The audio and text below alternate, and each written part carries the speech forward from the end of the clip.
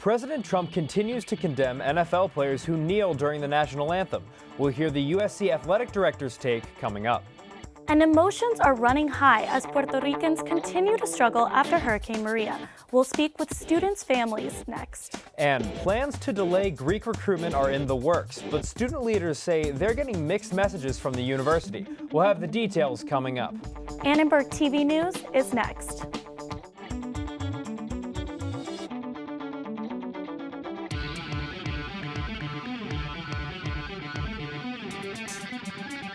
Live from USC, you're watching Annenberg TV News. If you believe in something, it shouldn't be about you expressing it just on camera because you happen to have a forum. It's about what do you do when you're not on camera. USC's athletic director is speaking out about free expression in the world of sports. Lynn Swan has a message for college athletes. Good evening, I'm Dan Toomey. And I'm Sophia Bosk. The White House says honoring the national anthem during NFL games is a matter of patriotism, not race. This isn't about the president being against something, which is what everybody wants to drive. This is about the president being for something. This is about the president being for respect in our country through symbols like the American flag, like the national anthem, and the hundreds of thousands of people that actually stand versus the few hundred that may have knelt. In a tweet today, President Trump wrote, "The issue of kneeling has nothing to do with race. It is about respect for our country, flag, and national anthem. NFL must respect this." But New York Congressman Hakeem Jeffries applauded the athletes for standing up to injustice. To all of the athletes across this great country who have chosen to stand up and confront injustice in our society, that there are members of the United States Congress who have your back. Some teams protested during the national anthem by dropping to one knee. Others linked arms in unity while standing. And many teams didn't come out of the locker room until after the Star-Spangled Banner was over. Keith Harmon, the national commander of the Veterans of Foreign Wars, disagrees with the protesters and said using sporting events to disrespect our country doesn't wash with millions of military veterans who have and continue to wear real uniforms on real battlefields around the globe. "I stand for our flag and anthem and kneel for our fallen. That's what patriots do. We rally around the flag of our country, not use it and our Constitution as both shield and sword." With rising tensions in the NFL, many wonder if college football is next. Annenberg Media's Mary Page Neffsetter spoke with USC Athletic Director Lynn Swan on how to approach these issues with student athletes. This is a college where they should have dialogue. They should exchange ideas. They should broaden their minds and their thinking. They should gather more information and how they make that decision and kind of move it forward. So that's an overarching view for all of our students on campus. It's not just to come to a college to say, here's my mindset today, and it'll stay this way for 4 years.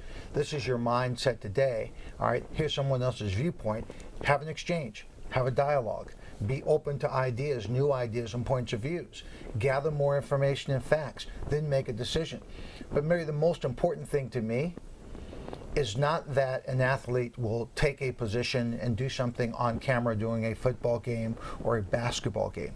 If you believe in something, it shouldn't be about you expressing it just on camera because you happen to have a forum. It's about what do you do when you're not on camera. Okay, when the football game is not playing, how many of those players become activists for what they believe in? When the basketball game isn't played, when you're not swimming, when you're not playing hockey or baseball. Our sports correspondent Nick Alfano sat down with Annenberg professor and Heisman voter Jeff Fellenzer to get his take on the NFL protests. So with this recent weekend in the NFL, probably the most players protesting the national anthem that we've had so far within the last 2 years of this trend going on. What were your initial reactions to this weekend? Well, Nick, I thought sports is this great unifier, brings people together, brings communities together. And here was another case where comments that really were pretty divisive, President Trump's, comments, declaration that NFL owners should fire players that protested in any way, treatment minorities, police brutality in this country. Not surprisingly, there was a backlash. And it's interesting because a couple of the comments I read I thought were pretty right on, which was, look, it's not, nobody is, I don't believe the players are protesting or anything against, nothing but respect for the people that fought for this country and gave their lives, which is how it was interpreted, I think, by a lot of President Trump's followers. It was a specific issue that hit home for them about racial profiling, police brutality, etc. So it was kind of like we weren't on the same page even. One side is feeling like it's a statement against the country, where really I think it was really more a statement by players about conditions for minorities, of which there's a majority in the league that fall into that in the minority category, and this was a way for them to express their First Amendment rights, which they did. Absolutely. And now, as a resident college football expert, do you see this becoming a trend in college football possibly with this upcoming week? It's an interesting question, Nick. I don't think so, because I don't think college players have the leverage that pros do. I mean, when you're in college, you're trying to make it to the pros. You're trying to get to the point you can play football for a living, and you're on scholarship, and this is your proving ground to be able to get to the NFL, to the next level, to where you can make a living playing a sport. And you're giving up a lot, and you're taking a big chance if you kind of cross a line and make a statement. Nick will update us later on how NBA players reacted to these protests. The Supreme Court is canceling arguments on the travel ban case after President Trump announced a new ban last night. It will take effect next month and replaces the previous ban, which expired yesterday. The new travel ban limits travel to the U.S. from Iran, Libya, Syria, Somalia, and Yemen. It also adds restrictions on Chad, North Korea, and Venezuela. Some experts say adding countries that are not majority Muslim may be an attempt to avoid criticism of religious discrimination. This could be part of the government's legal strategy to muddy the waters and to try to make the travel restriction appear more neutral and less something that is directed at Muslims. And so there's almost certainly going to be new court challenges to this proclamation, and we'll see what the court makes of it in the coming months or years. We spoke to one USC professor who said the new ban will make it even more difficult to see his family. I think there is no way that my parents can come and visit me anymore, so I have to go visit them every year, which I do, but it's good to have the option of having my parents or my sister coming here visit me once in a while. In the wake of these changes, the Supreme Court has canceled oral arguments for original travel ban cases. The justices say they want to see how the new travel restrictions change the original challenge. A war of words continues to intensify between the White House and North Korea. The country's foreign minister accused President Trump today of declaring war. Given the fact that this comes from someone who is currently holding the seat of the United States presidency, this is clearly a declaration of war. White House Press Secretary Huckabee Sanders says the United States has not declared war on North Korea, but will continue to fly military aircrafts in the region. Angela Merkel will remain as German chancellor, but the right-wing party now holds seats in parliament for the first time since World War II. Annenberg Media's Cole Sullivan reports from Berlin, where many were shocked by the election results. Here in Berlin, protests overnight after the far-right AfD party won 13% of the vote, making it the third largest party here in the German parliament. Protesters chanted "Nazis, get out" as they surrounded the building where AfD leaders were celebrating their victory. The other big headline here, uncertainty, as Angela Merkel remains the country's leader, but has to create a new governing coalition.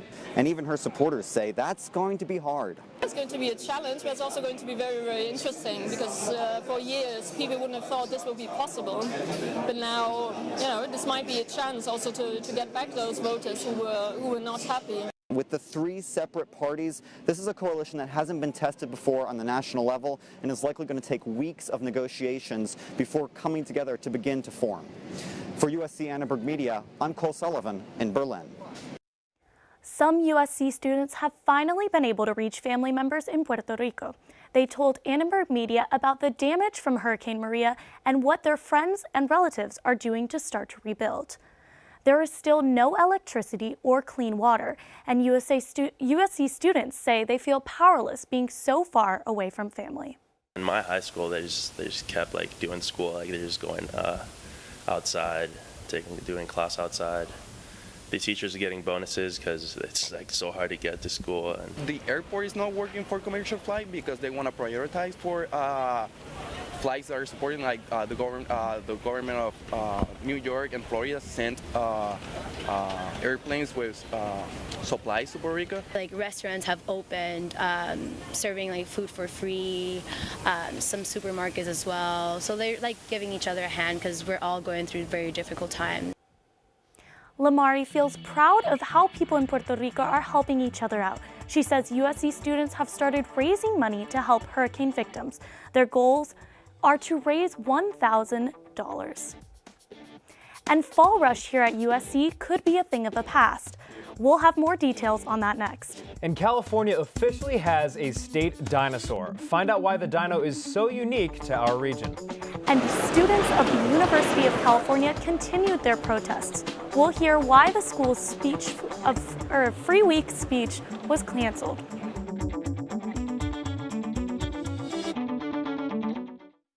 So good to see you guys. So, what's up? Oh, we finally bought a place. Holy cow. You seriously have enough saved to do that? We've been putting a little aside each month. Jeez, at the end of the month, we have nothing left to save. Yeah, I have no idea where it goes. Well, you're spending a lot on... Is it good? Oh, God. Oh, how is my account overdrawn? When it comes to financial stability, don't get left behind. Get tools and tips for saving at feedthepig.org.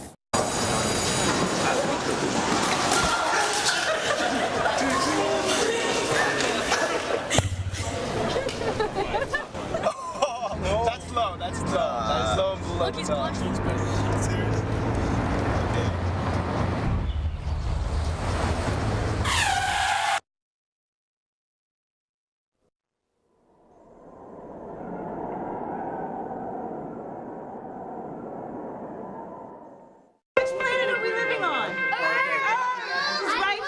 What do you think it would be like to teach? Chances are, you have no idea.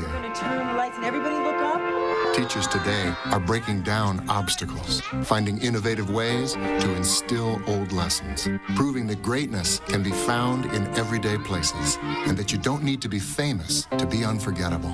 That's what it's like to teach.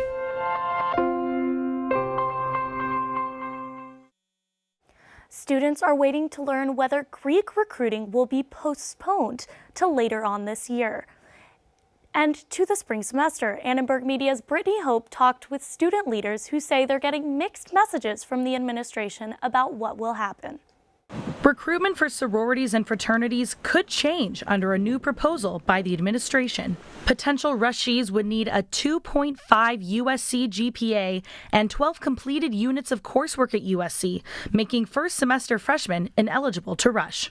USG President Austin Dunn says Dr. Ainsley Carey told him the new rules would go into effect. It was very much like, this is happening, right? Like, this decision has been made. Although I haven't been a part of those conversations with the Greek leadership, it seems to me as if it's been presented as this might happen. I don't know where the miscommunication went, but I think what should be happening is students should be explained why this decision is happening. Right? Panhellenic President Jamie Kwong says Carey told her these new eligibility changes were still up for discussion.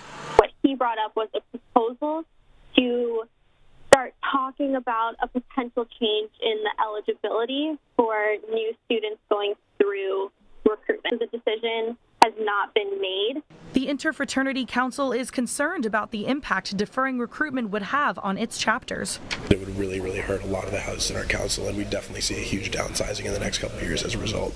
IFC President of Recruitment Aaron Kennedy says the proposals would limit student choice. At a certain point, this is a university, not a daycare, and these kids are coming and should be able to make their own decisions. We reached out to Dr. Ainsley Carey's office and were told he was not in the office today. Students are waiting for him to announce a decision on Greek recruitment by the end of this week.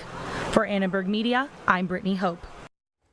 The Education Department has revoked Obama-era guidelines that required colleges to aggressively investigate cases of sexual assault on campus in exchange for federal funds. This means that it will be harder for schools to expel someone suspected of sexual assault. The burden of proof will be higher. Armand Premji likes the changes. The USC junior was recently cleared of rape charges, but he's still being investigated by the university's Title IX committee. I don't like the regulations set by the Obama administration. I'm glad they're being reformed because many times, because Title IX currently uses a lower standard of proof, students can be proven innocent in court but can still be expelled or suspended from the university. And I think that that's a very unfair process where you're basically making school administrators into judges and juries. But Ellen Rose Ford says these changes will make it harder for victims to come forward. The USC graduate student is a sexual assault survivor. Low burden of proof is really important, I think, because it's already so difficult to come forward with this. It's embarrassing, and it's hard to tell people and talk about.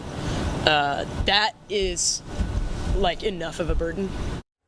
2 weeks ago, USC Provost Michael Quick said the university will continue to, quote, not tolerate sexual misconduct in any form, end quote.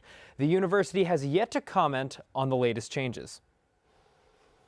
And so now, as an East Coaster, I'm not used to this hot weather coming back in. I can't say I'm looking forward to it either, Sophia. Yeah, it was even a little sticky today. Let's toss it to our weather anchor, Lindsay, to see what the week's looking.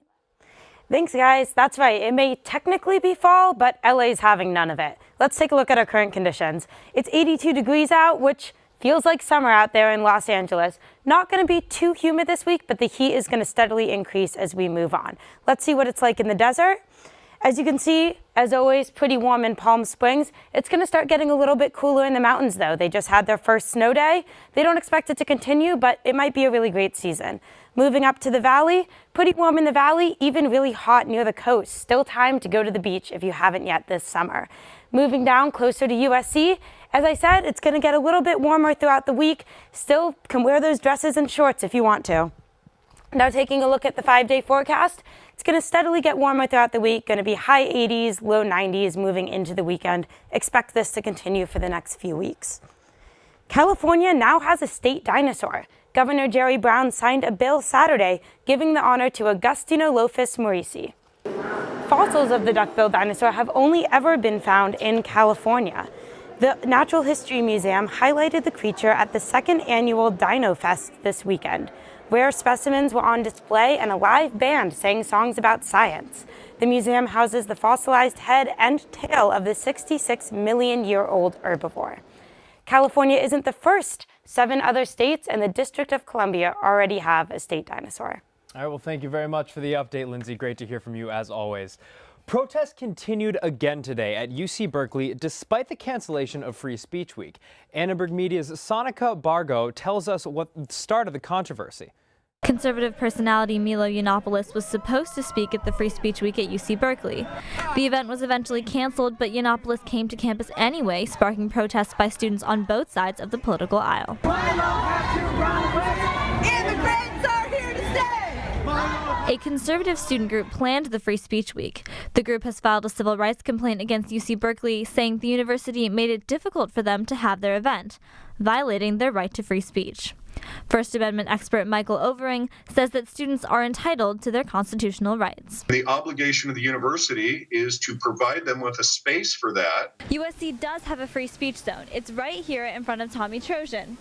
All you have to do is file a permit, and once it's approved, you can use this space to say whatever's on your mind.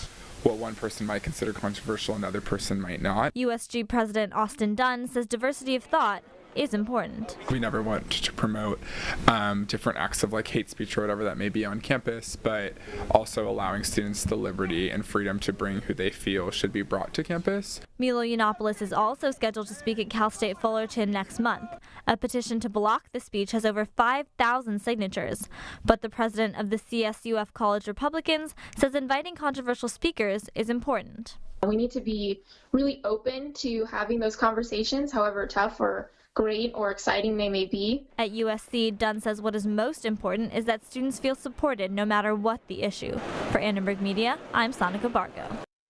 Now, on the note of sports, the Cal game was crazy. 17 points in that fourth quarter. Yep, 6 forced turnovers. Great win by USC. Today in sports, we'll look at reactions from NBA players and coaches on what they think of Trump's comments on the national anthem protests. We'll look ahead to the Trojans' Friday Night Lights top 20 matchup against Luke Falk and the Washington State Cougars. And we'll recap this past weekend in men's water polo as they hosted regional powerhouses in the Mountain Pacific Invitational.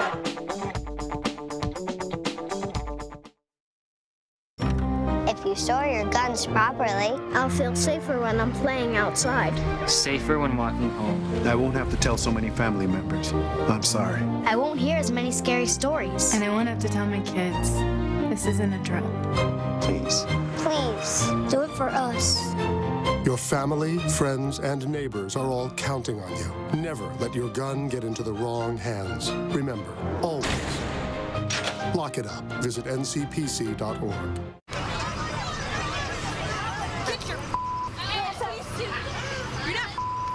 Yes, I am.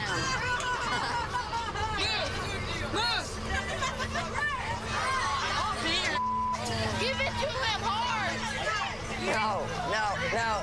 Every day, kids witness bullying. Why you stabbing me with it? No. They want to help, Ow. but don't know how. Teach your kids how to be more than a bystander. Visit stopbullying.gov.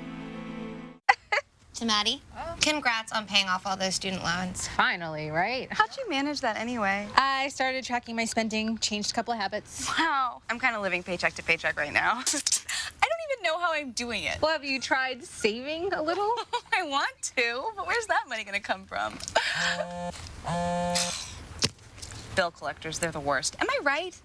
When it comes to financial stability, don't get left behind. Not home. Get tools and tips for saving at feedthepig.org. In tonight's Monday Night Football game, Jerry Jones, the Dallas Cowboys owner, joined his players arm in arm on the field. Together, they knelt when the national anthem concluded. The Arizona Cardinals did the same as booed echoed throughout the sellout crowd in Arizona. Parties are taking sides in the Donald Trump versus the NFL saga, and NBA Media Day today showed that the NBA stands behind their NFL counterparts. NBA athletes and coaches both spoke out during Media Day press conferences to voice their support. In an article written for Sports Illustrated, Warriors head coach Steve Kerr said, just think about what those players are protesting. They're protesting excessive police violence and racial inequality. Those are really good things to fight against, and they're doing it in a nonviolent way. During the Cavaliers Media Day, LeBron James said he was using the sports platform to try to divide us. Sports is so amazing. What sports can do for everyone, no matter shape, size, race, ethnicity, or religion. It brings people together like none other. I'm not going to let one individual, no matter the power, no matter the impact he should have, ever use sport as a platform to divide us. Those that have spoken out against Trump refuse to be divided, and they are urging their respective sports franchises to come together in unity. The number 5 Trojans football team will travel up to Pullman, Washington to play in a Friday Night Lights matchup against number 16 Washington State. After Saturday's 30-20 victory over Cal, in which USC's defense forced 6 turnovers, the offense will look to play more effectively heading into their game. The Trojans are now 4-0 after the first month of the season. No win has come in blowout fashion, and the next 5 games make it look like that trend will continue. The Trojans play the Cougars on Friday.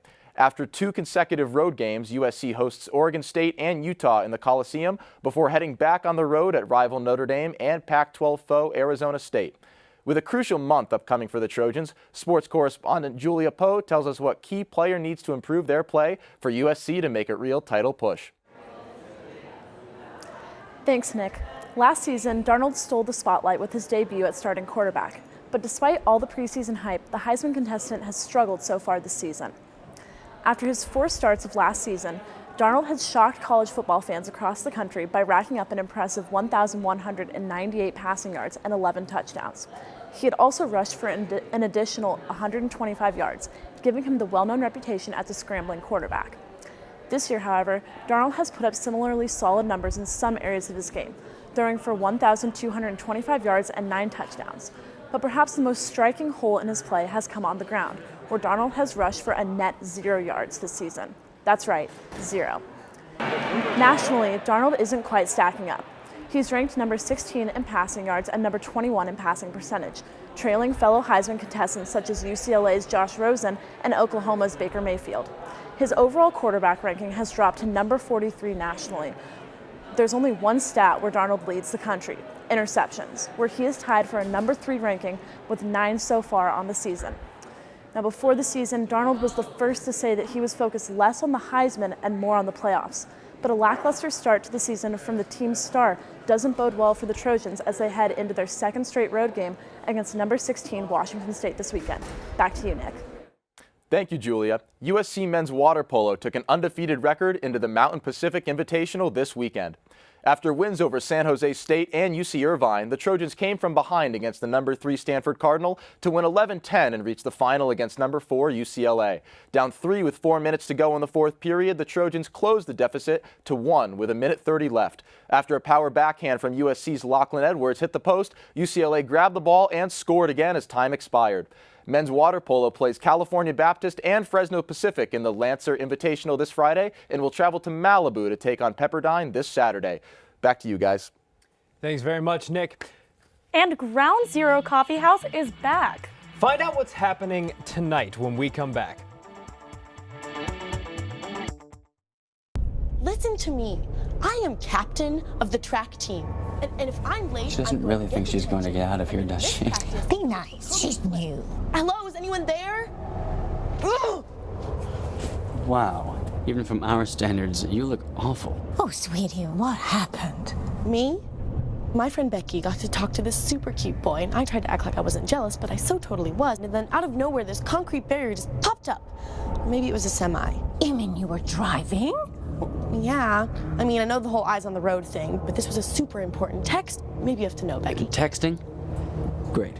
But it was only like 5 seconds, and I'm a really, really fast texter, so it wasn't even a big deal. Actually, has she texted me back yet? Wow, I get like no bars in this place. I wonder if they have Wi-Fi here.